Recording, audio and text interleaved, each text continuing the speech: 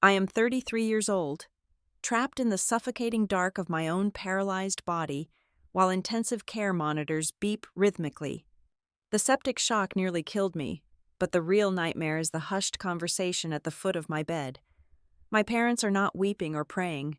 Instead, they are calmly asking a real estate agent if they should stage my living room light or sell the property as is. They are already pricing my life. My name is Anastasia Bradshaw, and I am 33 years old. Right now, I am trapped in the suffocating, fluorescent purgatory of a Pittsburgh intensive care unit. 33 years of meticulous planning, ruthless independence, and absolute control over my own destiny, all undone by a single, microscopic betrayal of my own anatomy. A ruptured appendix that I ignored for 2 days, mistaking it for stress, spiraled into septic shock. That shock cascaded into a near-fatal systemic collapse.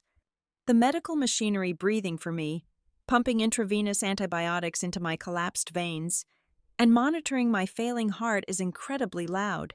The rhythmic hiss and click of the ventilator forces my chest up and down. I cannot move a single muscle. My limbs feel like they are submerged in wet concrete.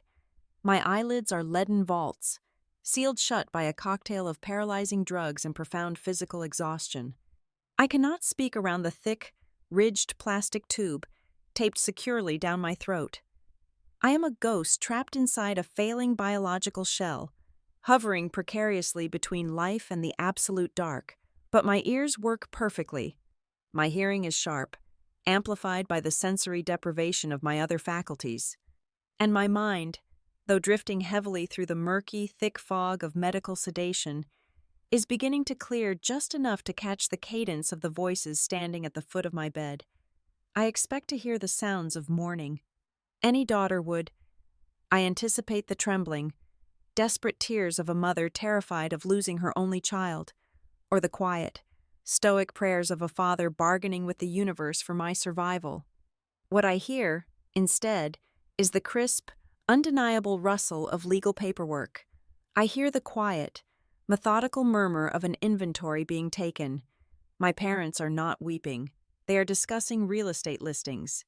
They are debating, in hushed, reasonable tones, what to sell first. It is a Tuesday afternoon, or perhaps Wednesday. I cannot be sure because time does not exist in the intensive care unit. A new voice slips into the sterile quiet of my room. It does not belong to a doctor delivering a prognosis or a nurse checking my vitals. It is a smooth, polished, and profoundly corporate voice, utterly out of place amid the sharp scent of antiseptic bleach and impending death. "The market is highly competitive in your daughter's neighborhood right now," the unfamiliar woman says, her tone brisk and professional. "If we want to list the property by the 15th of the month, we really need to make a firm decision on the interior presentation. Given the unfortunate medical circumstances, do you want the house photographed as is, or should we have it staged light to maximize the buyer appeal?" The words hit my paralyzed brain like a physical blow, sharper and colder than the surgeon's scalpel that sliced my abdomen open.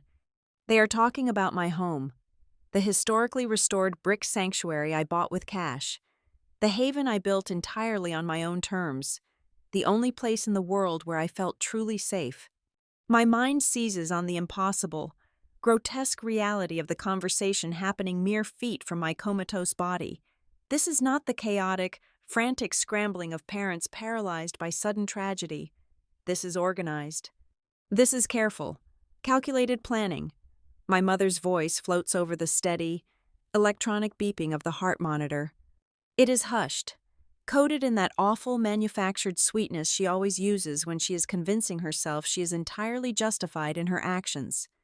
The chief of surgery said her recovery could take 6 to 8 months, assuming she even makes it out of the woods, my mother whispers, sighing dramatically. It would be completely irresponsible to let everything just sit there depreciating. The property taxes alone, the maintenance, the utility bills. We are just being practical. Anastasia would want us to be practical. My father grunts his agreement. There is a brief pause, followed by the distinct sound of a heavy binder being opened and a pen clicking ready. "The house is one thing," my father says, his voice flat, clinical, and devoid of any paternal warmth. The physical assets are easy to liquidate, but her firm is another beast entirely. Rookhaven Continuity Group has significant operational capital tied up in various holding accounts. How quickly can we get the probate judge or the bank manager to grant full access to her business accounts? I need to know the exact grace period on those corporate lines of credit before the vendors start asking questions. Later, the hospital shift changes. The heavy wooden door swings shut as my parents leave the room, presumably to meet with a wealth manager or a real estate attorney. 2 nurses step in to adjust my intravenous lines and check the complex ventilator settings. They speak to each other in the hushed, candid, and overly familiar tones medical professionals reserve for entirely unconscious patients. "It is such a damn shame," the first nurse murmurs, adjusting a piece of medical tape on my bruised forearm. "She is so incredibly young to be dealing with total organ failure." "Did hospital social services confirm the guardianship forms?" "Yes, they pushed it through an hour ago," the second nurse replies, her rubber-soled shoes squeaking slightly on the polished linoleum floor. Temporary emergency authority was granted to the parents this morning by a county judge.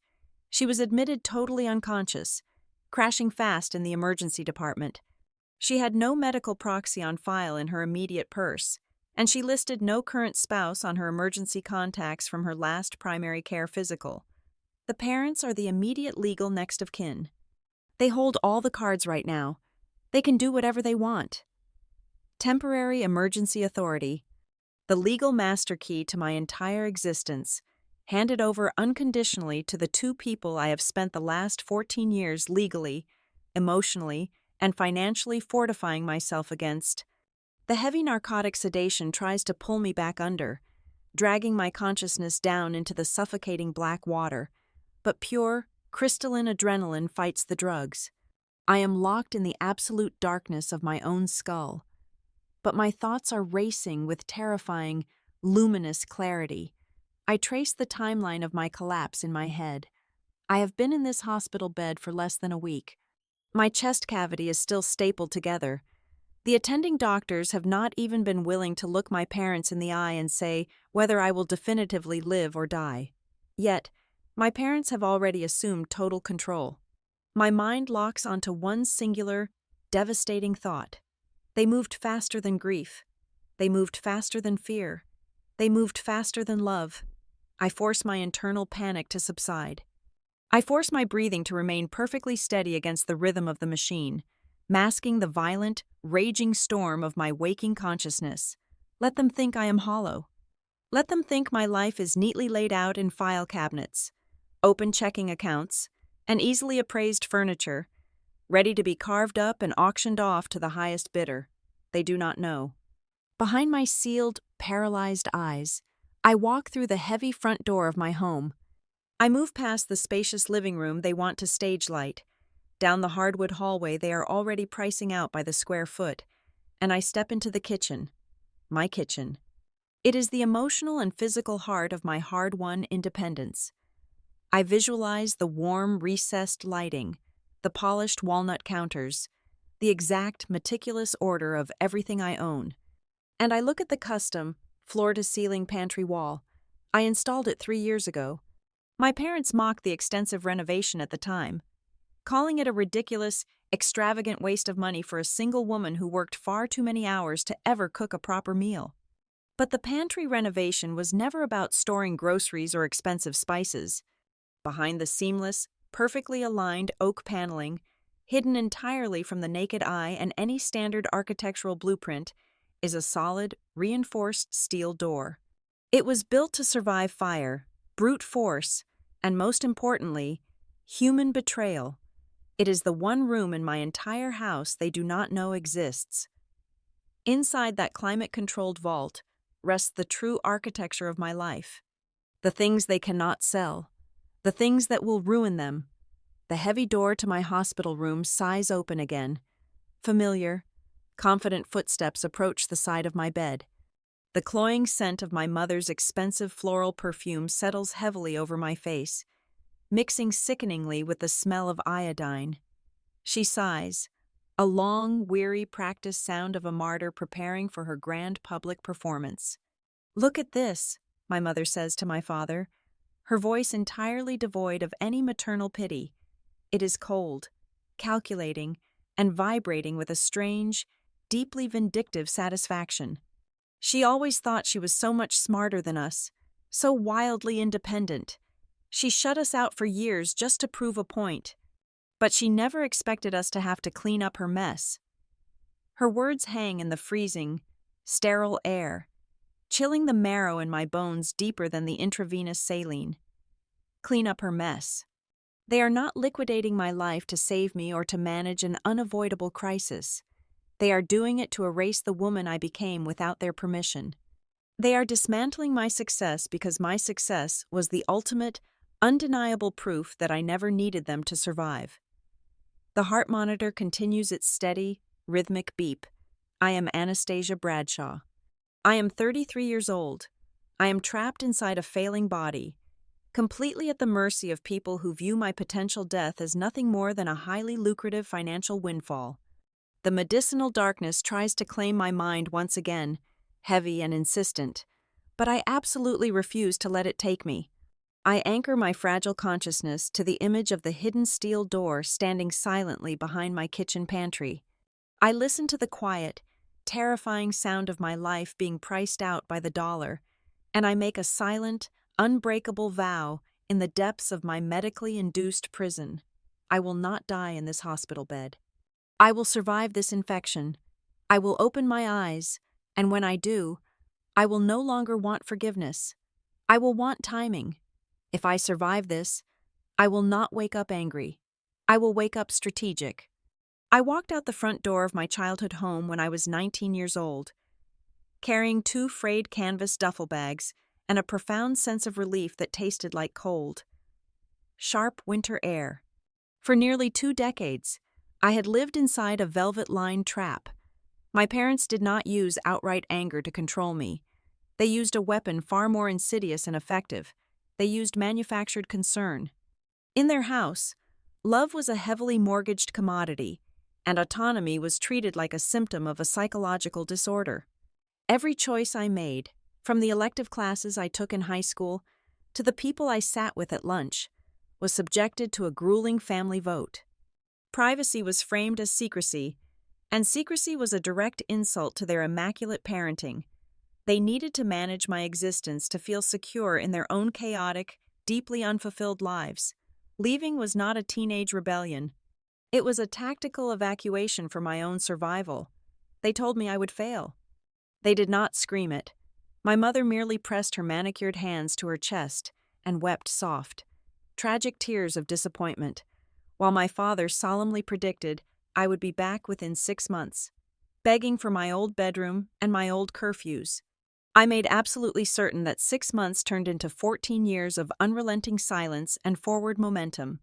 I put myself through university by working grueling night shifts at a corporate security dispatch center. I slept on the borrowed, lumpy couches of friends who took pity on my hollow-eyed exhaustion. I lived on cheap black coffee, instant rice, and raw, spiteful ambition. And eventually, out of that punishing schedule and those brutal hours, I built Rookhaven Continuity Group. Rookhaven is a boutique crisis recovery firm. My success there did not stem from inherited wealth, country club connections, or glamorous networking galas. It was born from a very specific, deeply ingrained talent. I knew exactly how to anticipate disasters before other people even believed they were statistically possible. I built a formidable reputation on ironclad discipline and absolute discretion. When wealthy families faced sudden public scandals, hostile boardroom takeovers, or unexpected physical incapacities, they called me to stop the bleeding and secure their assets. I organized their chaos with surgical precision because I had spent my entire youth studying the anatomy of manipulation. I knew how greedy people operated when the lights went out. By the time I turned 30, I had accumulated enough capital to buy a historically restored brick house in the city center. I paid for it entirely in cash. That single, indisputable transaction shocked my parents to their core. When they finally visited under the guise of celebrating my birthday, Their eyes darted around the pristine crown molding and the refinished hardwood floors, desperately searching for the hidden catch, the looming exorbitant mortgage, the inevitable financial ruin they had so patiently waited for. They found nothing but my quiet, unassailable ownership. The heart of that house became my kitchen. Growing up, the kitchen in my parents' home was a theater of judgment, a brightly lit interrogation room where forced family dinners meant my every bite and spoken word were scrutinized and debated. So, I designed my own kitchen to be the exact opposite. I filled it with warm, amber lighting and smooth, polished walnut surfaces. It was a space of absolute order, of quiet morning rituals, with a ceramic mug of Earl Grey tea, and above all, impenetrable privacy. It was my sanctuary, the physical manifestation of the peace I had clawed out of the dirt. But visible wealth and a heavy front door with a deadbolt were never enough protection. I learned that lesson the hard way during my 3rd year running Rookhaven. I took on a client whose situation mirrored my own darkest, most deeply buried fears. He was a wealthy patriarch who suffered a sudden, severe stroke. Within 48 hours of his hospitalization, his loving, devoted family systematically dismantled his life's work. They used emergency medical proxies to liquidate his offline assets, rewrite his business succession plans, and drain his corporate holding accounts, all while weeping for the local news cameras in the hospital lobby. I watched it happen, legally bound by the slow, agonizing churn of the probate courts, entirely unable to stop the financial hemorrhage until the damage was irreversible. Family fraud, perpetrated under the guise of emergency incapacity, is the most efficient and devastating theft in the world. The week after that catastrophic case closed, I hired an out-of-state contractor bound by a strict non-disclosure agreement to remodel my kitchen. Behind the custom, floor-to-ceiling oak pantry wall, I had him install a reinforced, fireproof steel door. It was seamlessly integrated into the surrounding millwork, practically invisible unless you knew to press the exact millimeter of the hidden magnetic latch. The space behind that door was not large, perhaps the size of a standard walk-in closet, but it was invincible. Inside, resting on heavy-duty industrial shelving, I kept the true architecture of my hard-won independence. I stored the original deeds to the house, encrypted offline digital backups of my entire company infrastructure, signed and notarized business continuity records, and dense stacks of emergency cash reserves bound in thick paper bands. I also kept the detailed, certified appraisals and photographic inventories of the few family heirlooms that actually mattered to me, ensuring they could never be quietly sold or misplaced. Sitting right at the center of it all, resting on the top shelf away from the moisture and the dust, was a single, heavily sealed manila envelope. It was given to me by my late grandfather just weeks before his heart gave out. He was the only person in my entire bloodline who understood exactly why I had to run away at 19. He handed the envelope to me with hands that shook badly from age, but his pale eyes were entirely clear and terrifyingly sharp. He told me to put it somewhere safe, somewhere no one else could ever find it, and to never open the seal unless my family started sounding like creditors. When my parents saw the new pantry wall during a rare holiday visit, they openly mocked the exorbitant expense. My father chuckled, shaking his head, and called the reinforced shelving a symptom of extreme, unhealthy paranoia. My mother sighed dramatically, telling her friends on the phone that my demanding corporate job was making me unreasonably suspicious of the world and everyone in it. They ridiculed my caution constantly. They thought my need for absolute security was a tragic, laughable character flaw that proved I was broken inside. But their ridicule secretly pleased me. It was the perfect camouflage. Because they were so busy laughing at the elaborate walls I built, they never once bothered to look closely at what I was actually building them to protect. They dismissed my independence as a stubborn phase and my preparation as clinical neurosis. They thought they knew exactly who I was and exactly how my mind worked. And now, lying trapped in a state of suspended animation, the cruel, beautiful irony of it all settles over my conscious mind like a heavy, protective armor. The very traits my parents used to criticize relentlessly my deep, abiding suspicion, my fierce, uncompromising independence, my obsessive, methodical preparation for the absolute worst-case scenario, are the only reasons I am not already a ruined woman. They think they hold all the cards right now because they have a temporary judge's signature on a piece of standard emergency paperwork. But they forgot that I am the one who writes the continuity plans for a living. They forgot who they raised, and more importantly, they forgot who I became after I left them behind.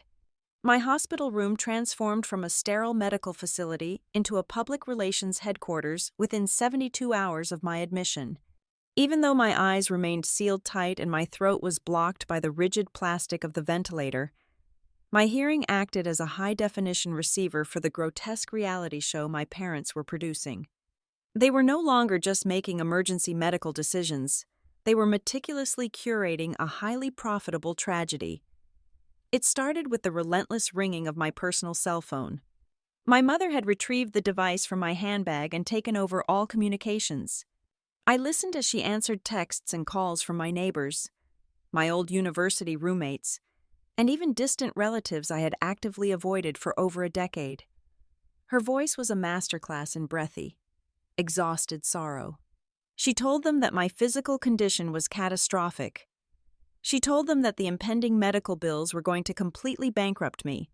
She painted a vivid, horrifying picture of a young woman utterly ruined by circumstance, requiring round-the-clock care that would drain every single cent I had ever earned.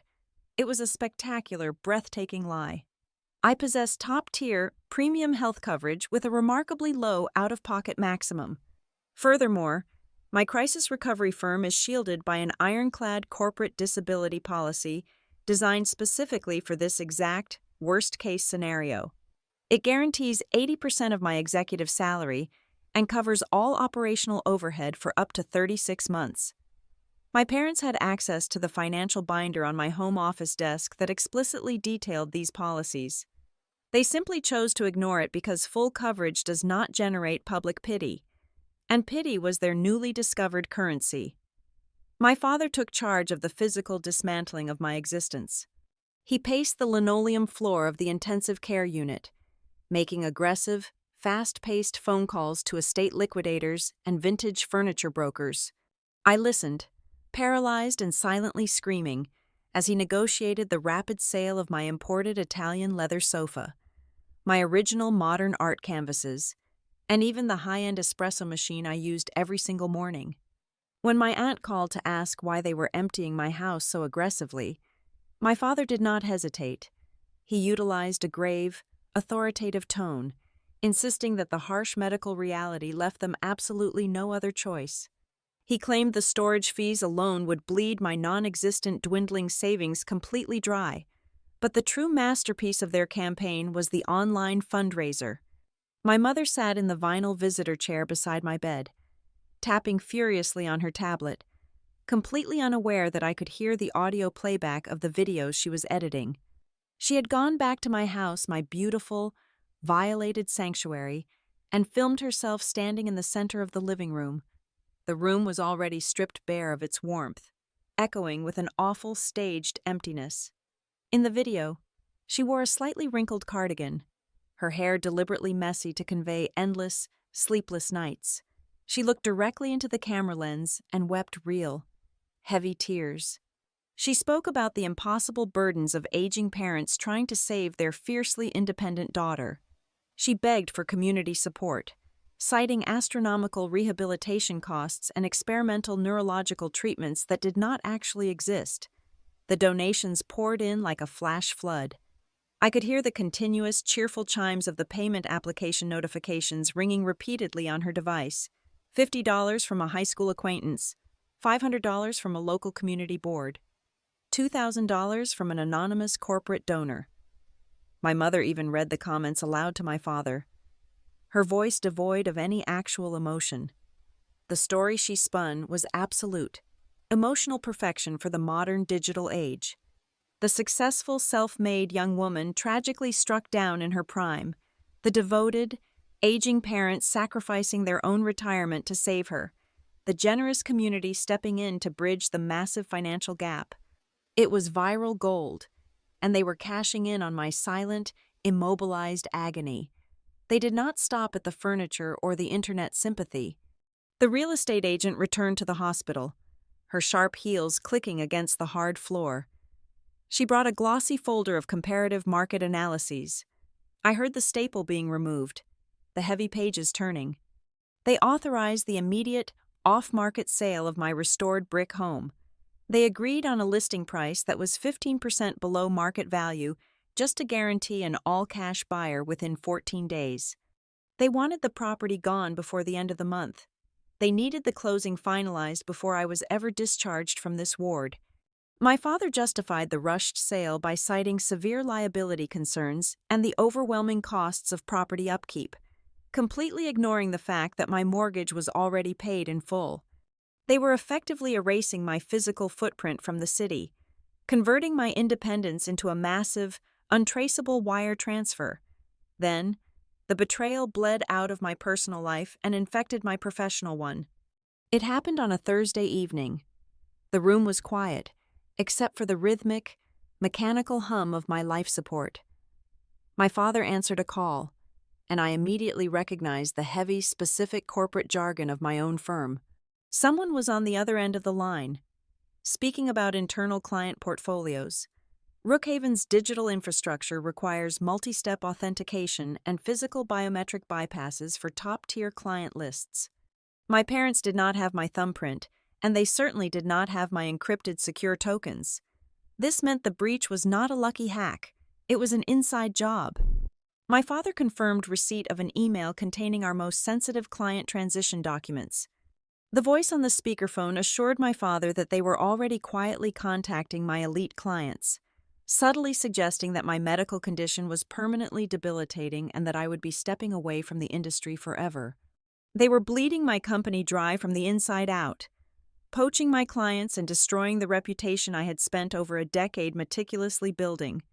Someone in my own office was holding the door open while my parents looted the vault. The final, sickening blow came the following morning. My mother began discussing an appraisal schedule with a distinctively posh voice on the phone. They were talking about my grandmother. More specifically, they were discussing her antique silver tea service and the heavy, diamond-encrusted ruby ring she had worn every day of her life. These were the only objects from my bloodline that held genuine sentimental value. Items I had carefully preserved and explicitly kept off any public insurance registries to ensure they remained totally private. My mother coldly separated the collection, categorized the pieces by market value, and routed the most valuable items directly toward a high-end auction house in New York. When the appraiser asked if the family was absolutely sure about liquidating such irreplaceable personal heirlooms, my mother sighed heavily into the receiver. She used the exact same practiced, mournful tone she utilized on the fundraising videos. She claimed it broke her heart into pieces, but the urgent treatment costs simply demanded immediate liquidity. It was a flawless, terrifying performance. Lying there in the dark, my lungs expanding only because a plastic tube forced them to. The sheer scale of their operation crystallized in my mind. This was not a panicked reaction to a medical crisis. Panic is messy. Panic makes stupid mistakes. This was an exceptionally well-executed corporate raid on my existence. They were meticulously separating the profitable parts of my life from the personal ones. They were taking my assets, my home, my company, and my inheritance, and converting them all into untraceable cash, using my comatose body as an impenetrable shield against any legal or moral scrutiny. They knew that if I died, they would inherit everything cleanly, and if I lived, I would wake up a homeless, bankrupt invalid, entirely dependent on the very people who had orchestrated my absolute ruin.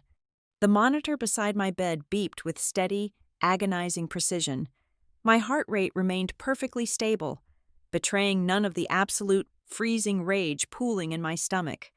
I realized the most devastating twist of this entire nightmare. Even in the midst of a sudden, catastrophic family crisis, my parents were not improvising. They were building a cleaner, heavily edited, and vastly more profitable version of the story than the truth. The violent, gagging reality of having a plastic ventilation tube pulled from my trachea was the exact distraction I needed. I coughed until I tasted copper, my chest heaving erratically against the thin, sweat-soaked hospital gown. When my vision finally stopped swimming and the harsh fluorescent lights of the intensive care unit stabilized, I did not glare at the two figures standing beside my bed. Instead, I let my eyes widen in manufactured terror. I forced my breathing to turn shallow and panicked. I looked directly at my mother, raised a hand that trembled authentically from profound muscle atrophy, and let a single heavy tear spill over my cheek. My mother practically lunged forward, enveloping my frail hand in both of hers. She smelled of stale cafeteria coffee and her signature expensive floral perfume. "Oh, my sweet girl," she crooned, pressing a dramatic kiss to my knuckles. "You are back. We thought we lost you." I gave her exactly what she needed to see. I gave her fragile, broken, absolute dependency. "It hurts," I whispered. My voice sounded like crushed gravel, raw and pathetic. "Everything hurts so much." She smoothed my damp hair back from my forehead, her eyes darting quickly to my father. He was standing a safe distance away near the window blinds, his arms crossed tightly over his chest. This was the moment. They had undoubtedly rehearsed this specific pivot a dozen times over the past few weeks. "You need to just focus on resting," my mother said, her voice dropping into a register of rehearsed, velvet softness. "But there is something we need to tell you. We had to make some very painful, very necessary decisions while you were sleeping." I blinked slowly, letting my brow furrow in innocent confusion. "The doctor said you would need months of intensive, round-the-clock care," she continued, her thumb rubbing comforting circles onto my skin. "The house, Anastasia, your house with all those stairs and the narrow hallways, it simply was not safe or practical anymore, and the upkeep costs were mounting rapidly. We sold it. Darling, we found a lovely buyer who took it exactly as it was. It breaks my heart, but we did it to protect you, to make sure you have a financial cushion for the physical therapy." I did not scream. I did not rip the intravenous lines from my bruised arms. I looked weakly toward my father. "Is it gone?" I asked softly, letting my lower lip tremble just enough to sell the devastation. My father shifted his weight from one foot to the other. He deliberately looked at the wall above my head rather than meeting my gaze. "The paperwork is finalized," he said, his voice clipped, rigid, and entirely devoid of any specific details. "The funds are in a secure trust account under our management until you are legally cleared. Do not worry about the logistics, kiddo. We handled the heavy lifting. Guilty men always sound incredibly careful when they believe they are winning." He offered no timeline, no financial figures, and no buyer names. He was terrified of giving me a loose thread I might accidentally pull. So I let the thread drop. I slumped back against the pillows, exhaling a long, defeated breath. "Okay," I whispered, sounding utterly exhausted and compliant. "Where are my clothes? Did you bring my gray cashmere sweater?" "The air conditioning in here is freezing," my mother beamed, a flash of genuine, euphoric relief washing over her face. They had braced for a vicious war, and I had just handed them an unconditional surrender. I spent the next 45 minutes asking slow, harmless questions about the hospital food, the names of my upcoming physical therapists, and whether my insurance would cover a temporary wheelchair rental. I became the passive, dependent child they had always desperately wanted me to be. They left promptly at 8 o'clock in the evening, claiming they needed to go back to their hotel to rest so they could be strong for my recovery tomorrow. I waited until the ward quieted down and the shift changed. At exactly 2:15 in the morning, I pressed the call button. I used my most pathetic, wavering voice to ask the night nurse if she could retrieve my personal belongings bag from the secure locker at the nurse's station. I told her I desperately needed the familiar scent of my own hand lotion to fall asleep. She brought the plastic bag without a second thought. Buried beneath my leather wallet and my house keys was my smartphone. The battery was entirely dead. I plugged it into the wall monitor unit using a frayed charging cable I found in the bottom drawer of the bedside table. It took 10 agonizing minutes to hold enough charge to power on. When the screen illuminated, I bypassed the standard security lock and connected directly to the unsecured hospital guest network. I did not open my email. I did not check my text messages. Instead, I launched an old, heavily encrypted application I had coded years ago for emergency disaster recovery protocols. It bypassed standard cloud servers entirely and connected directly to the decentralized backup drives hidden inside my house. The drives that ran off an independent, battery-backed cellular connection. My fingers shook slightly, not from physical weakness, but from the raw, electrical surge of finally fighting back. I accessed the cached video files from my interior security cameras. The system had gone entirely offline 5 days ago, right around the time the house sale must have formally closed and the new owner changed the broadband router. But my servers had successfully archived absolutely everything leading up to that exact moment. I sat in the dim blue glow of the hospital monitors and watched the accelerated desecration of my sanctuary. I saw strangers wearing heavy work boots walking carelessly across my imported rugs. I watched estate liquidators carrying out my velvet dining chairs, my artwork, and the antique clock from the hallway. The rooms rapidly transformed from warm, lived-in spaces into sterile, hollow boxes. I fast-forwarded to the kitchen camera. The timestamp read 8 days prior. My heart hammered violently against my ribs as the high-definition footage loaded. Contractors had been there. I watched 2 men in dirty overalls unscrew the custom oak shelving from my pantry wall.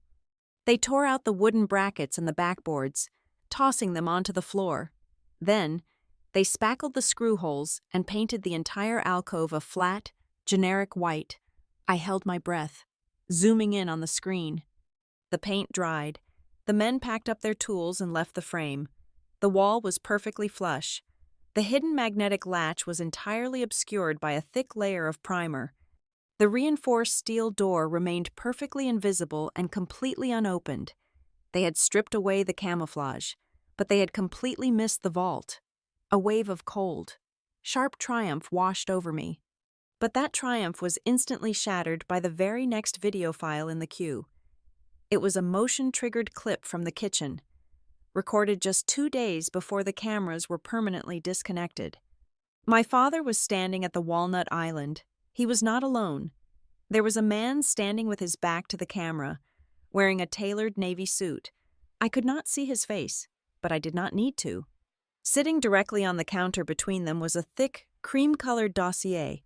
The high-definition lens of my security camera caught the stark, black lettering printed across the heavy cardstock cover. Rookhaven Continuity Group, Confidential Client Transition Protocols, Active Accounts. My blood ran completely cold, freezing the marrow in my bones. My parents were financially illiterate. They barely understood how to manage their own basic checking accounts, let alone how to orchestrate a complex corporate handover. They could never have generated those intricate transition documents on their own. They could never have bypassed the biometric security on my office servers to access those specific, highly classified client lists. Someone had printed those materials and physically delivered them to my father inside my own kitchen. Someone with executive clearance. Someone I employed. I turned the phone screen off, plunging my hospital bed back into absolute darkness. The simmering tension in my chest hardened into unbreakable titanium. This was no longer just a tragic story of family greed and opportunistic theft. This was a coordinated, professional assassination of my entire life. Someone I trusted every single day had handed my parents the murder weapon, and I was going to find out exactly who it was. The day I finally left the medical ward, I orchestrated a masterclass in perceived vulnerability. I leaned heavily on a thick wooden cane, allowing my right leg to drag infinitesimally across the polished linoleum floor. I kept my voice lowered to a fragile, breathless whisper. I allowed my family to guide me into the passenger seat of their leased vehicle, nodding submissively as they explained the strict schedule of my upcoming physical therapy. I let everyone in my immediate orbit believe that learning how to walk up a single flight of stairs without losing my breath was the singular, consuming priority of my existence. They deposited me in a sterile, short-term rental apartment they had procured with my own liquidated funds, patting my shoulder and promising to handle all the difficult administrative burdens so I could simply rest. As soon as the deadbolt clicked shut behind them, the heavy cane went directly into the hallway closet. My posture straightened. The manufactured tremor in my hands vanished completely. I used a prepaid mobile device to contact a litigator who owed me a significant professional favor from a corporate crisis I had quietly resolved for his firm 3 years prior. He operated entirely off the record, acting as a discreet intermediary. His objective was singular contact the new owner of my former residence. The buyer was an architect named Claire Voss. She was recently divorced, attempting to rebuild her life in a quiet neighborhood, and entirely unaware that her new living room was the epicenter of an ongoing financial crime. My attorney approached her carefully, warning her that the emergency property transfer she had participated in harbored a severe, undisclosed structural issue. He informed her that this anomaly directly affected the legal title and carried massive personal liability. Initially, Claire was profoundly skeptical. She insisted her title insurance was ironclad. But her skepticism evaporated when my attorney presented her with redacted fragments of the original building permits, encrypted emails from my private contractors, and a mountain of legal precedent proving that the emergency medical guardianship decree utilized to sell the property did not automatically transfer ownership of secured private intellectual installations. Because she was a professional architect, Claire understood the catastrophic implications of an unpermitted, hidden fortress resting inside her floor plan. She agreed to allow me a private, strictly supervised visit. She wanted absolutely no part of a fraudulent transaction, and she refused to live under a looming legal cloud. We arranged to meet on a Tuesday morning, exactly 2 hours after my family believed I had gone to sleep for a mandated afternoon nap. Stepping back across the threshold of the brick house was a visceral shock, though I kept my face entirely impassive. The foyer smelled of citrus cleaning supplies instead of the cedar wood polish I always used. Claire stood in the entryway, her arms crossed defensively over her chest. She watched me closely as I navigated the hallway. I did not need the cane, but I carried it anyway, a calculated prop to disarm her natural defensive posture. I walked straight into the kitchen. The space had been aggressively stripped of its warmth. The custom oak shelving of my pantry was completely gone, replaced by a flat, hastily spackled wall painted in a dull, generic white primer. Claire stood beside the marble island, her eyes tracking my every movement. She remained completely silent, waiting for me to prove that my attorney was not simply fabricating a desperate story. I stepped up to the blank expanse of drywall. I did not hesitate or search for the mechanism. My muscle memory was absolute. I placed my left hand flat against the painted surface, measuring exactly 36 inches from the corner molding and 42 inches from the floorboards. I pressed my palm firmly against the hidden magnetic latch. There was a profound, heavy silence, followed immediately by a sharp, mechanical click that echoed loudly against the bare walls. The seam in the drywall, previously invisible to the naked eye, suddenly fractured.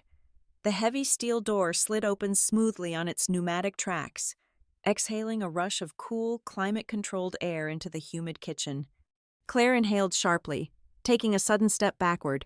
Her architectural expertise had not prepared her for the sheer, militaristic reality of a fireproof vault seamlessly integrated into a standard residential floor plan. I stepped over the steel threshold and pulled the overhead cord, illuminating the small, windowless space. Everything was exactly as I had left it. The dust had not even been disturbed. I moved methodically, refusing to let the emotional weight of the moment slow my hands. From the second shelf, I retrieved a thick, blue-bound legal folder. Inside was the original, fully notarized incapacity directive I had executed 2 years ago. It explicitly named Mara Keene, a trusted senior colleague, as my sole legal decision-maker in the event I could not advocate for myself. This single piece of paper instantly rendered the emergency petition my family had weaponized entirely null and void. Next, I pulled down the heavy leather binder containing the original, certified appraisals, and photographic inventories of my grandmother's jewelry and silver. This would freeze the impending auction the moment I submitted it to the auction house's legal department. Then, I reached into the fireproof lockbox and extracted 3 encrypted, solid-state flash drives containing the absolute access logs for every internal system at my firm. Finally, my eyes fell upon the top shelf. Resting alone in the dim light was the thick manila envelope from my grandfather. Its wax seal was unbroken. I reached up and ran my fingers over his unmistakable, sharp block handwriting on the front. If they are rushing, open this last. I stared at the dark ink for a long moment. He had known. Even decades ago, he had understood the precise, venomous nature of the people we shared a bloodline with. I respected his final instruction.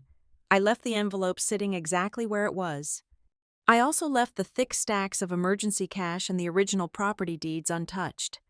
I retrieved only the specific items that mattered most for my immediate counteroffensive, leaving the rest perfectly in place so that no one, not even Claire, would know the full extent of what I had hidden or what I had recovered.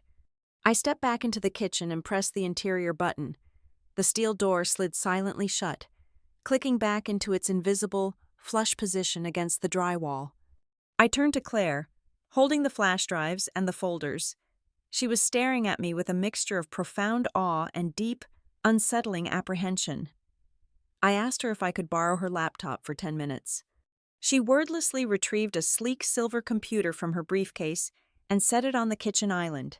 I plugged the primary encrypted drive into the port and ran the decryption sequence I had memorized long ago. A black terminal window appeared on the screen, lines of green code scrolling rapidly as the server logs unpacked themselves. Claire leaned in slightly, fascinated by the digital forensics unfolding on her kitchen counter.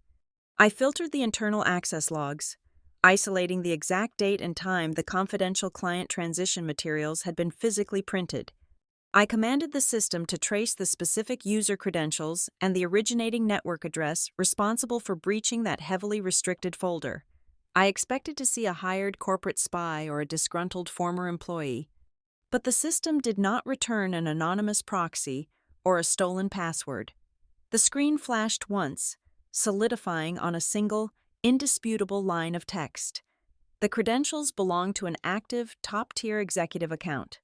I stared at the bright white letters spelling out the name, the cold, ambient air of the kitchen suddenly feeling suffocating.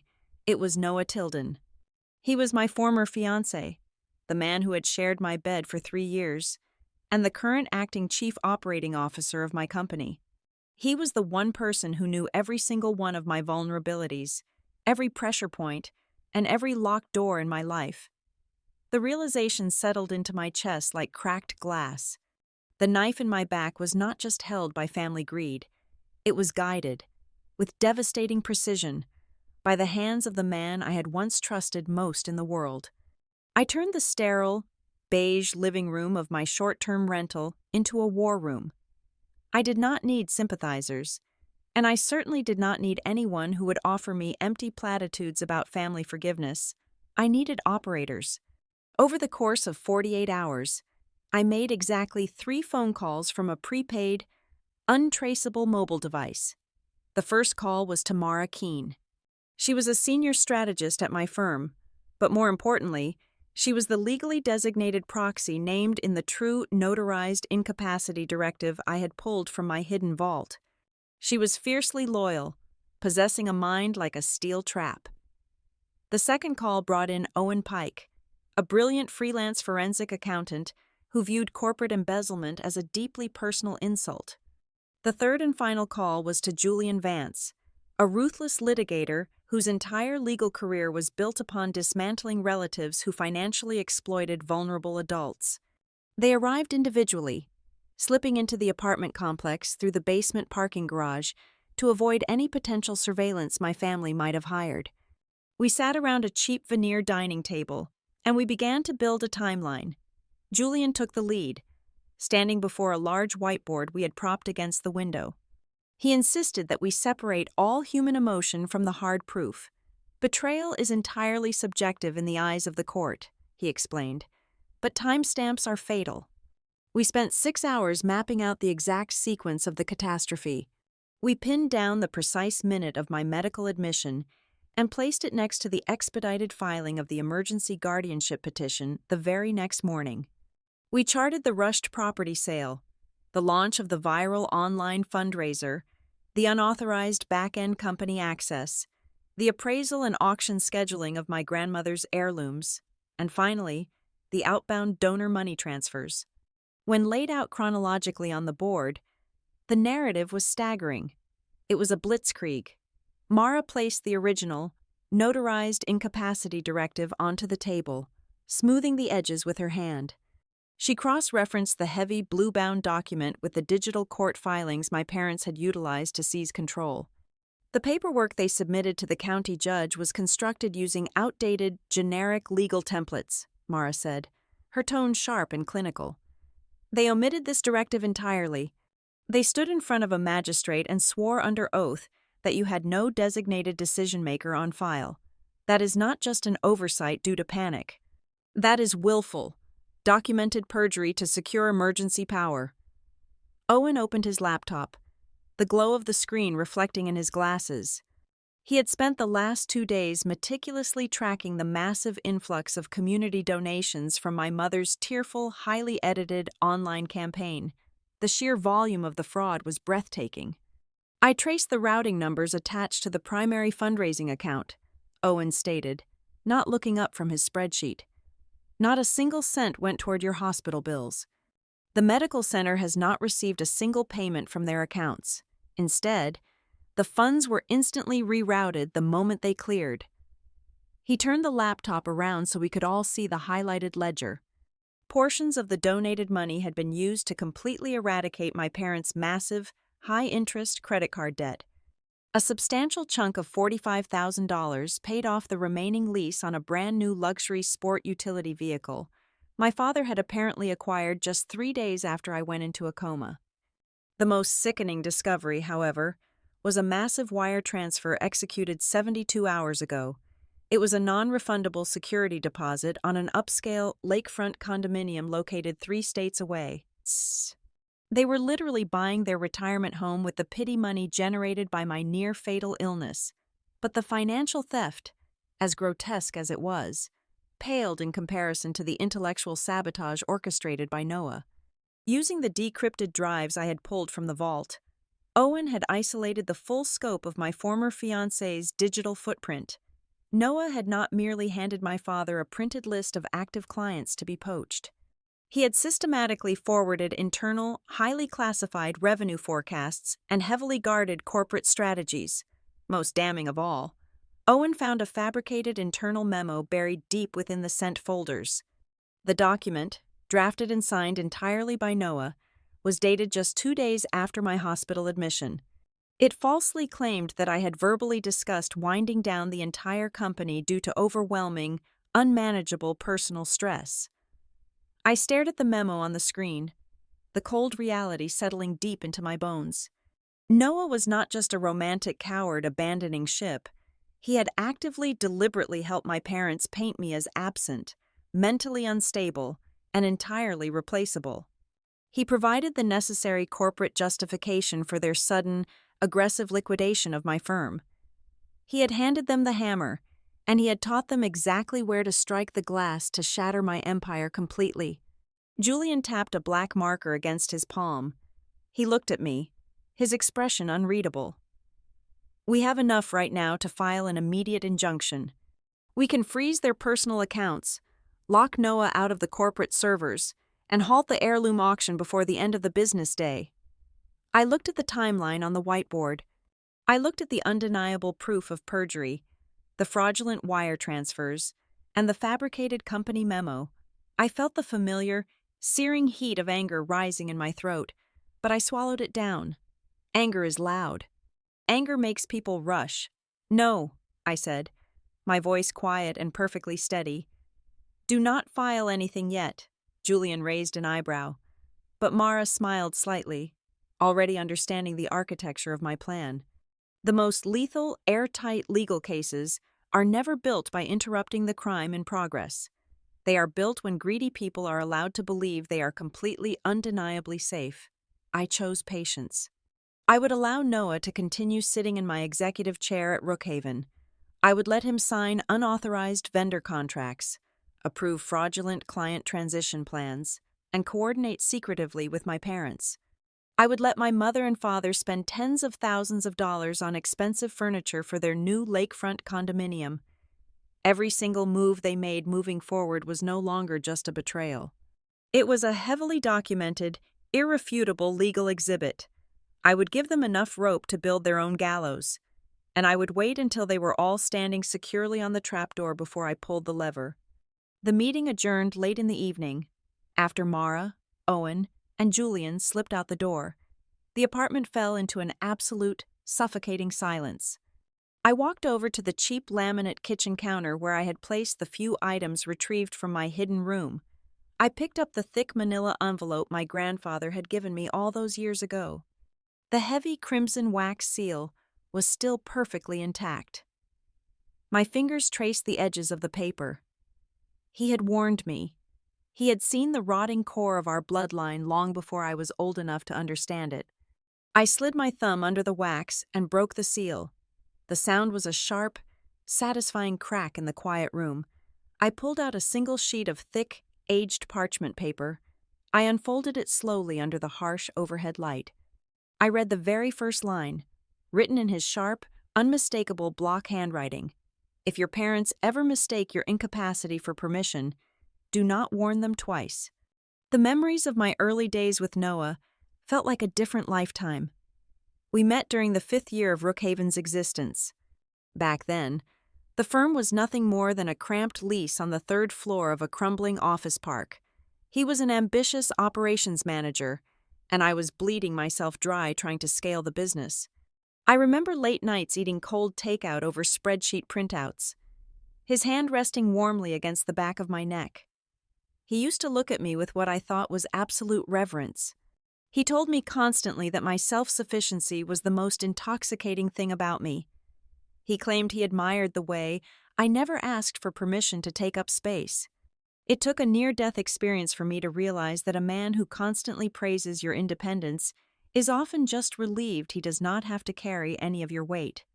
And eventually, that relief sours into deep, corrosive resentment because he realizes he cannot control a woman who does not need him to survive. He visited my sterile rental apartment on a Thursday afternoon. He brought a massive arrangement of white orchids, a bizarrely formal choice that felt more appropriate for a corporate funeral than a lover's sickbed. When he walked through the door, he wore his tailored charcoal suit and a mask of pristine, agonizingly careful sympathy. He sat on the edge of the cheap sofa, holding my hands. His skin felt completely foreign. His language was so incredibly polished it made my teeth ache. Every sentence was perfectly weighted, entirely devoid of the messy, fractured cadence of genuine relief. "You terrified me," Noah whispered, kissing the center of my palm. "I thought I was going to lose you, but you are safe now. You just need to focus entirely on resting." I kept my expression soft, letting my shoulders slump. I leaned against him, allowing my head to rest on his chest, listening to the steady, unbothered rhythm of his heart. "It is all such a nightmare," I murmured, staring blankly at the opposite wall. "My parents sold the house. They took everything." Noah stroked my hair, his touch mechanical. "I know, darling. I know it is awful, but you cannot afford to endure stressful legal drama right now. Your physical health has to be the only priority. Let them have their victory for now until you are much stronger. Do not fight them. It will only break you down further." He paused, taking a slow, measured breath before delivering the actual payload of his visit. "And you do not need to worry about the firm. I have everything stabilized. The clients are calm. The accounts are secure. Take a long break. Take 6 months. Let me carry the company for you." He was trying to sedate me with kindness. He wanted me docile, compliant, and removed from the board entirely. I decided to set a trap. I pressed my face into his lapel and let my voice shake. I cannot just let my parents take the rest of my liquid assets. I lied smoothly. I remembered an old offshore holding account I set up years ago. It has a massive cash reserve they do not know about. I am planning to transfer it all into an irrevocable blind trust by next Wednesday, so they cannot touch it. Noah stiffened against me. It was a microscopic physical reaction, a sudden tightening of the muscles in his back, but my cheek was resting right against his ribs. I felt it. "Are you sure that is wise?" he asked, his voice suddenly tight. "Moving money around right now might trigger unnecessary audits." "It is the only way I can feel safe," I replied, closing my eyes. He left an hour later, promising to bring me dinner the following night. I did not have to wait long for the canary in the coal mine to drop dead. Within 48 hours, my mother called my prepaid mobile device. Her tone was frantic, entirely stripped of her usual breathy martyrdom. She spent 10 minutes berating me about my financial recklessness, warning me that attempting to hide money in offshore accounts or irrevocable blind trusts was a criminal offense that would destroy my reputation. She used my exact phrasing. The trap snapped shut with a deafening, invisible crack. Noah was not just passively watching my parents loot my life. He was actively running reconnaissance for them. While I sat on the couch absorbing the sheer, venomous reality of his betrayal, my encrypted phone buzzed. It was a secure message from Mara.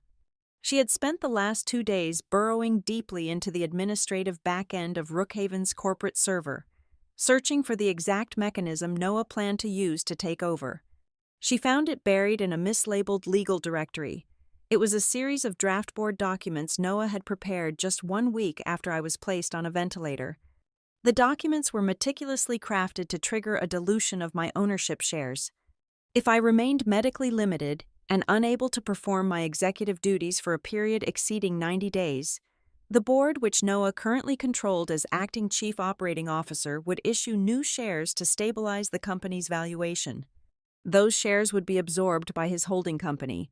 He was legally engineering a hostile takeover right beneath my comatose body. But the final piece of the puzzle, the one that turned this from a simple corporate theft into an intimate psychological slaughter, arrived via a separate data packet Owen managed to extract from Noah's synchronized personal cloud storage. Owen recovered months of deleted text message logs. They were not messages between Noah and a rival firm. They were messages between Noah and my mother. The correspondence stretched back nearly 8 months before my appendix ever ruptured. I sat at the laminate dining table and read through the casual, friendly exchanges between the man I slept next to and the woman who had spent my entire childhood trying to crush my spirit. They had bonded. They had formed a quiet, insidious alliance based entirely on their mutual resentment of me. In message after message, my mother complained about my stubborn refusal to let the family manage my wealth, and Noah agreed with her. He called me impossibly rigid. He told my mother that my extreme caution and fierce independence meant I was too controlling to maintain full authority over a growing company. He complained that I never let him make the final financial decisions, that I treated him like an employee rather than an equal partner. My mother validated every single one of his insecurities, whispering poison into his ear, telling him he deserved more power, more respect, more control. They had convinced each other that I was the villain in my own life. They decided my boundaries were actually a mental defect. The medical emergency did not spark their conspiracy. The emergency merely provided the perfect, golden opportunity to execute a coup they had been dreaming about for the better part of a year. This revelation reframed the entire architecture of my ruin. My parents did not just storm the gates of my life with a lucky emergency petition. The fortress had been breached from the inside. The man who kissed me every morning, the man who knew the alarm codes and the banking passwords, had unbolted the heavy iron gates and waved the invading army right through the courtyard. A profound, freezing calm washed over me. It was a physiological shift, a complete severing of whatever lingering emotional ties I had left to the human race. The pain of the betrayal evaporated, leaving behind a terrifying absolute clarity.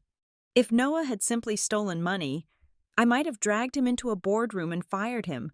If he had just cheated on me with another woman, I would have packed his belongings in garbage bags and changed the locks. But he had fundamentally tried to erase my autonomy. He had allied with my abusers to strip me down to nothing. All because his fragile ego could not handle a woman who refused to shrink herself to make him feel taller. I turned off the phone and slid it across the table. There would be no tearful, dramatic confrontation in the privacy of this apartment. I would not give him the satisfaction of seeing my heart break. I would not allow him the opportunity to beg, to explain, or to gaslight me into believing it was all a terrible misunderstanding. He thought he was the smartest man in the room, playing both sides of the board while I lay helpless in the dark. He was going to learn exactly why I was the one who built the company. I made a ruthless, irreversible decision. Noah Tilden would not get a quiet exit. He would not be allowed to resign with his dignity intact. He was going to fall in the exact same catastrophic, public collapse as the rest of them.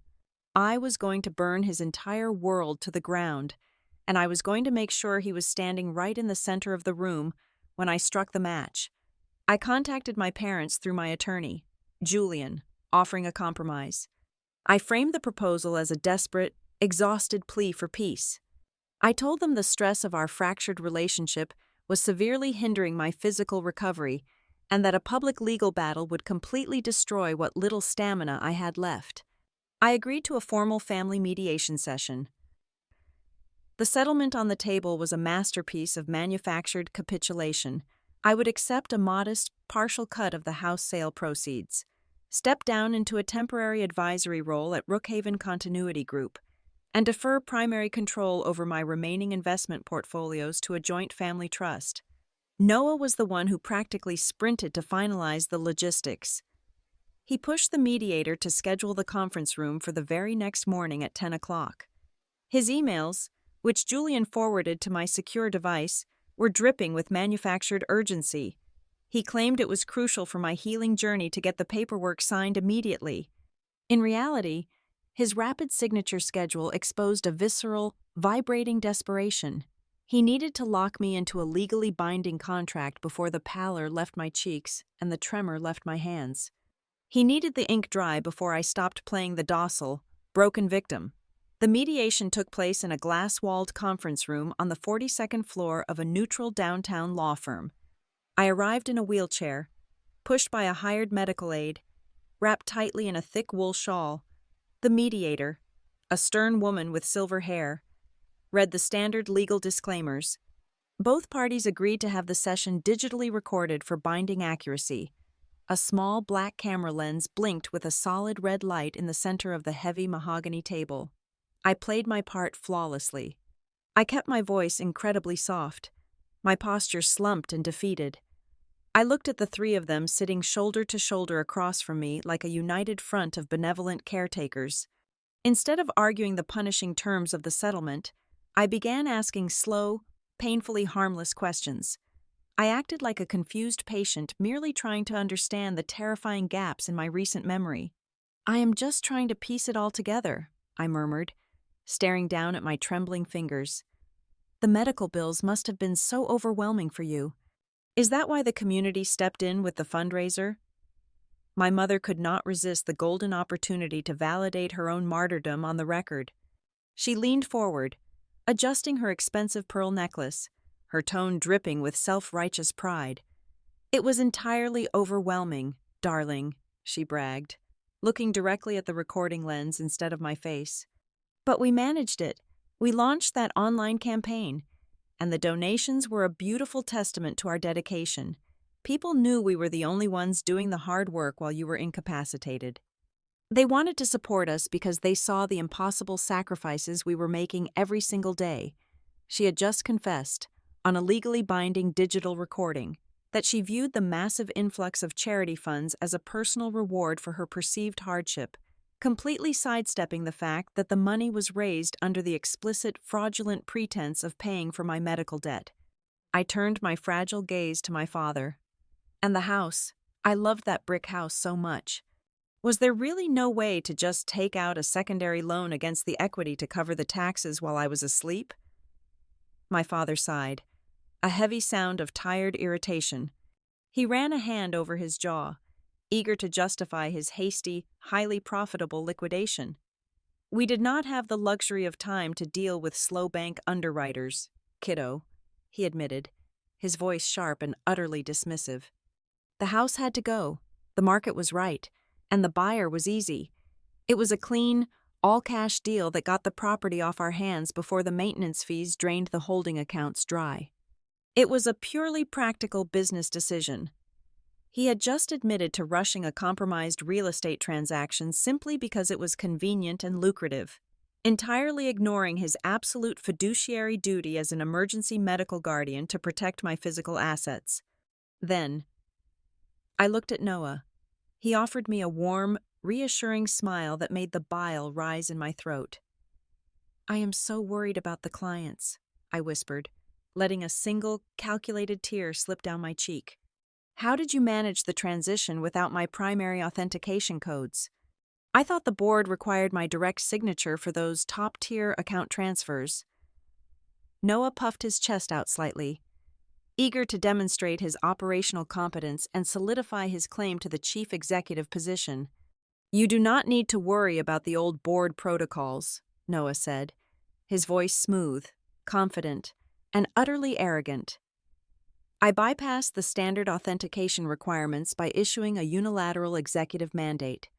I personally reallocated the top 20 client portfolios to our subsidiary partners to ensure absolute continuity of service.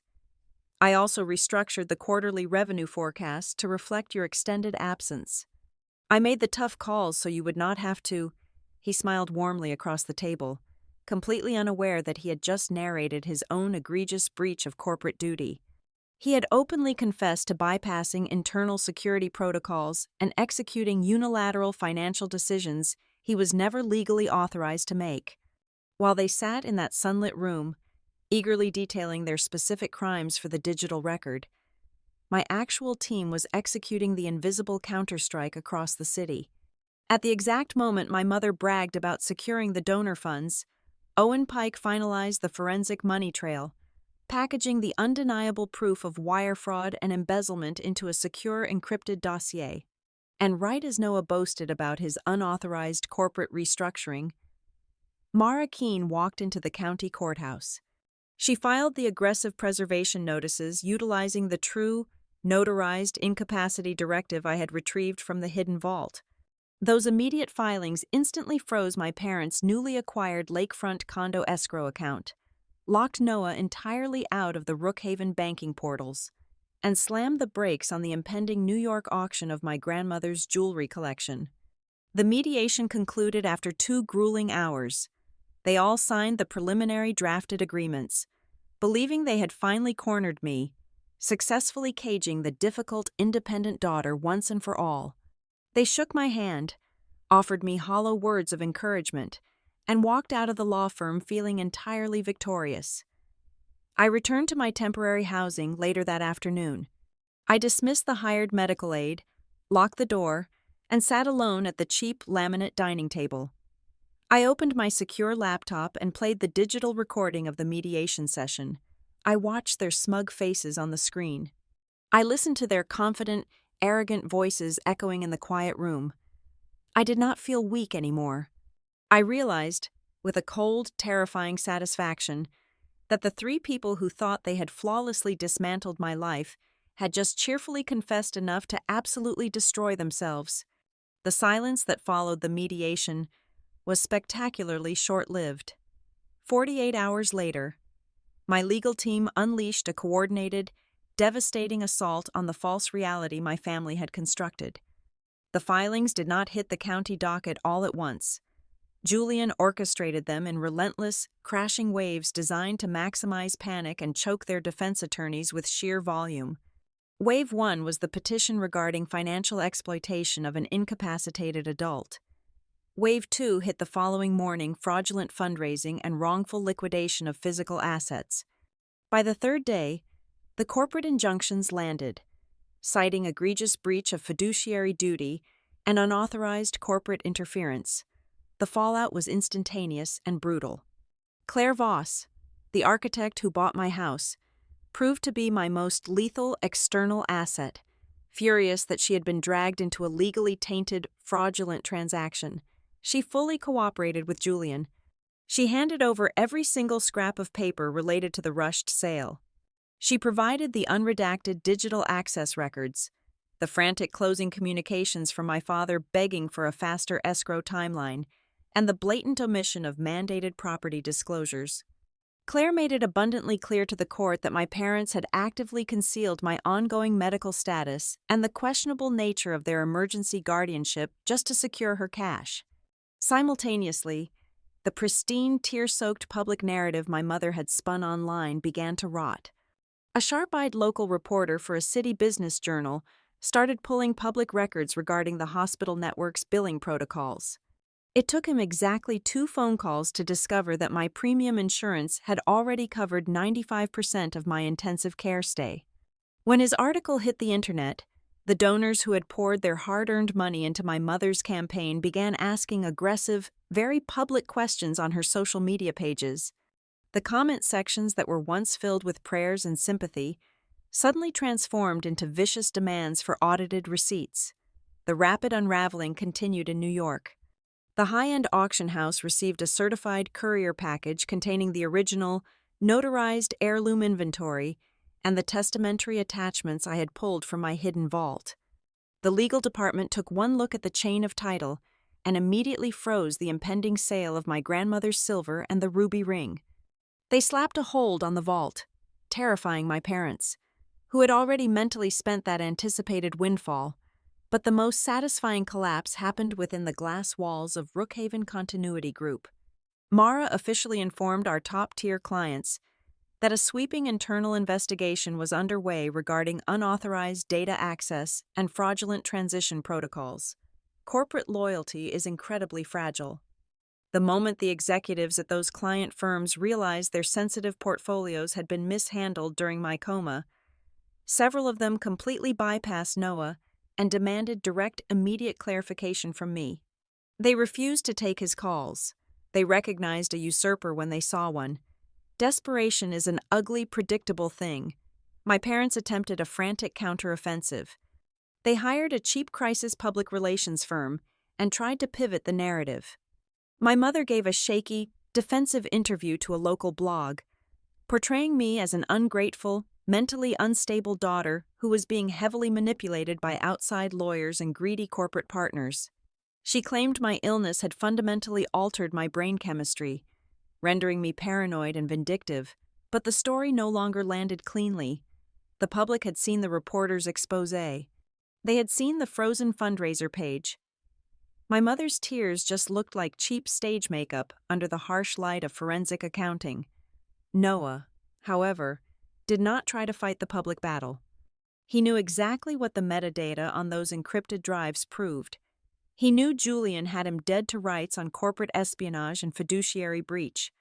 So, he tried to do what cowards always do when the walls close in. He tried to cut a private deal. He managed to bypass my attorney and showed up at the front door of my temporary apartment on a rainy Tuesday evening. I opened the door just enough to look at him. He looked haggard, his usually immaculate hair out of place, the arrogant smirk completely gone from his face. "Anastasia, please," Noah begged, his voice dropping into a hushed, frantic register. "We can stop this before it goes to a public trial. I will give back the executive position. I will sign a full resignation and walk away from Brookhaven entirely. Just drop the corporate interference claims. Keep my name out of the worst of the fraud filings. Your parents are the ones who took your money, not me." I stared at the man I had once intended to marry. His offer confirmed just how deeply and fundamentally he had misread me from the very beginning. He honestly believed this was a simple business transaction, a negotiation where leverage could be traded for silence. He thought I was angry about the money and the job title. "You do not have a position to give back, Noah," I said, my voice eerily calm, devoid of any heat or rage. "You already lost it the moment you let them into my kitchen." "I was trying to protect the firm," he pleaded, grasping the doorframe. "You were dying. Someone had to make a decision." "You were trying to protect your own ego," I corrected him smoothly. "Private apologies are entirely worthless to me. The betrayal was public. It was deliberate. And it was highly profitable for you. You do not get to walk away quietly just because you realized you picked the losing side. I shut the door in his face and engaged the deadbolt. I refused every single shortcut, every single settlement offer my parents' frantic lawyers threw at Julian over the next 72 hours.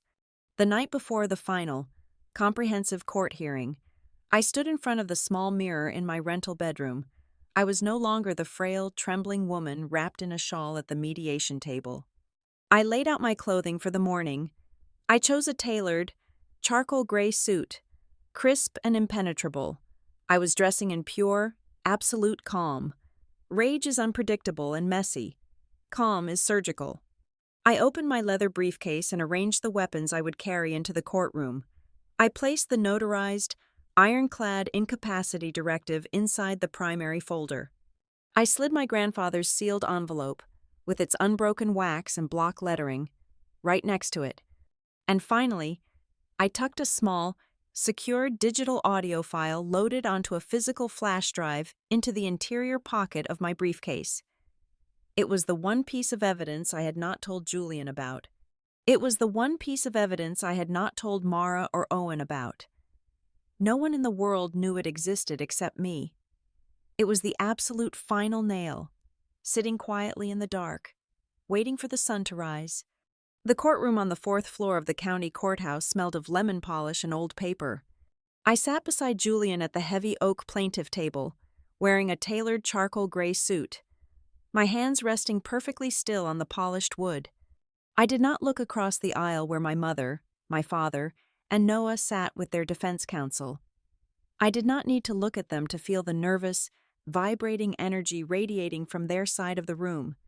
They had arrived expecting a negotiation. They were about to experience an execution. Julian stood up and approached the bench. He did not yell. He did not employ theatrical outrage. He simply dismantled their timeline piece by piece, laying out the irrefutable architecture of their fraud. He started with the invalid reliance on the outdated medical proxy, moving systematically through the false fundraising claims, the improper, rushed liquidation of my grandmother's heirlooms, the tainted real estate sale, and finally, the unlawful, unauthorized meddling in my corporate accounts. Claire took the witness stand first. She wore a sharp blazer and an expression of absolute righteous fury. She testified under oath that critical structural information and ownership details regarding the property had been deliberately withheld from her. She described the hidden steel vault seamlessly integrated into the kitchen, a structure that my parents had hastily painted over rather than legally disclose. Her testimony made it undeniably clear to the presiding judge that the sale was materially compromised and fraudulent from the very start. Then, Mara took the stand.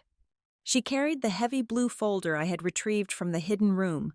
With quiet, devastating precision, she introduced the fully notarized incapacity directive. It was dated 2 years after the generic form my parents had submitted. It explicitly named Mara as my sole intended decision-maker. You could hear the exact moment the oxygen left the defense table. That single piece of paper instantly undercut the entire moral and legal foundation of their defense. They had sworn to a judge that they were my only legal option. They had lied. Owen followed Mara. He did not bring rhetoric. He brought bank routing numbers. He walked the court through the forensic money trail, projecting the spreadsheets onto the display monitors. He showed the massive influx of community donor funds and the rapid off-market house sale proceeds. He then traced every single outbound wire transfer. He proved that out of the hundreds of thousands of dollars they had collected, exactly 0 cents went toward my medical care. Instead, the court watched the money flow directly into paying off my parents' personal credit card debt, their luxury vehicle lease, and the massive security deposit on their retirement condominium. My mother buried her face in her hands, attempting to summon her signature tears, but the judge was staring at the spreadsheet, his expression entirely devoid of sympathy. But the financial theft was only the prelude. The final blow belonged to me. Julian called me to the stand. I walked up the short wooden steps without a cane, without a tremor, and without a single ounce of hesitation. I sat down, placed my hands in my lap, and looked directly at the judge. I handed Julian the small, encrypted flash drive. "Your Honor," I said, my voice clear and carrying to the very back of the gallery. "My family has argued that their actions were the result of a sudden, unpredictable medical emergency. They claim panic drove their decisions. I have one final piece of evidence that proves their intent to capitalize on my potential downfall long before I was ever admitted to the hospital." Julian plugged the drive into the court's audio system. The file was captured from an internal security microphone hidden in my kitchen. Recorded a full 6 weeks before my appendix ruptured. It was a Friday evening. I had been upstairs taking a phone call, leaving Noah and my parents alone in the kitchen with a bottle of wine. The audio hissed slightly before their voices filled the silent courtroom. "She is never going to hand over the equity voluntarily." My father's recorded voice grumbled. "I know," Noah replied, his tone chillingly casual. "But she pushes herself too hard. If she ever goes down for a long recovery, if she is ever medically sidelined for a few months, the board bylaws would force a transition. We would have temporary control of the assets. We just need to be ready if it happens. It would be the only way to finally get her in line," my mother added, her voice dripping with venomous agreement. The recording stopped. The silence in the courtroom was absolute and suffocating. The audio did not prove they caused my septic shock, but it proved something far more insidious. It proved premeditated intent. It proved that the loving, desperate parent narrative they sold to the internet was a calculated, opportunistic lie.